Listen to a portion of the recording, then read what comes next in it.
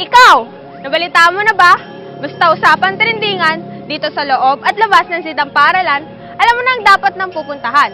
Ako si Idol Eliza, at ito ang PUP Trend TV. Like ko yan!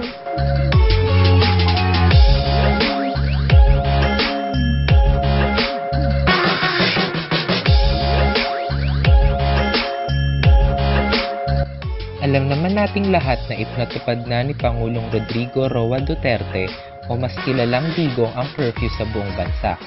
Ano nga ba ang curfew? Ang curfew ay ang takdang oras o hudyat ng pagbabawal sa mga taong sibilyan na lumabas ng kani-kanilang mga bahay.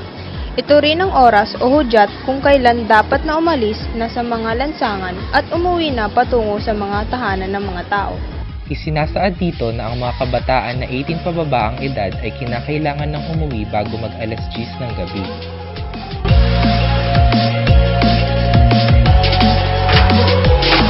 Okay naman po kasi para po rin po yun sa kabutihan ng mga youth kasi po 'di ba?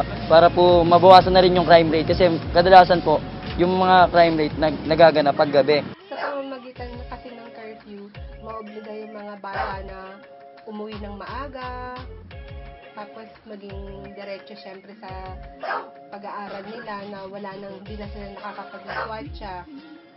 PUP Trend TV! Like ko yan!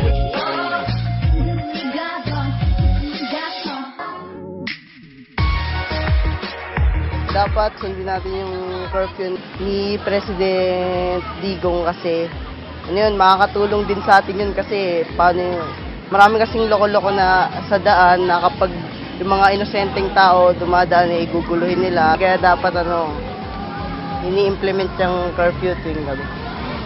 Para maiwasan natin ang mga krimen na nangyayari tulad ng mga rape, mga pagnanakaw. Nangyayari yan pagka mga gabi, madaling araw. Yun yung isang rason kung bakit natin dapat na sundin ang curfew. Para po maging maayos yung lugar natin, matahimik. Then para siyempre, pag binatupad yung curfew, parang sa gabi po, hindi masyadong mga gumagala-gala ng mga dapat pagbabawalan namin ng mga minor. Like ko yan!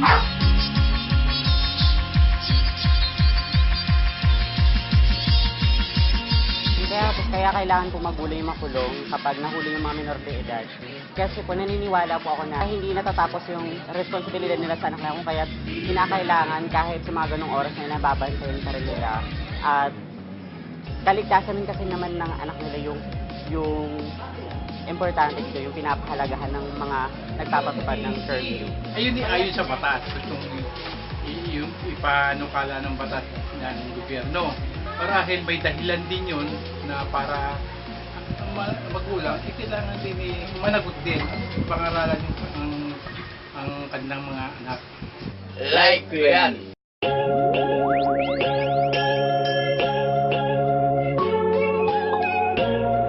Para sa amin, sang-ayon ako para naman mabawasan yung crime rate. Lalo na yun sa mga kabataan ngayon para hindi sila mas lalong hindi sila palaboy-laboy, maging proper sila at magkaroon sila ng discipline. Like ko yan!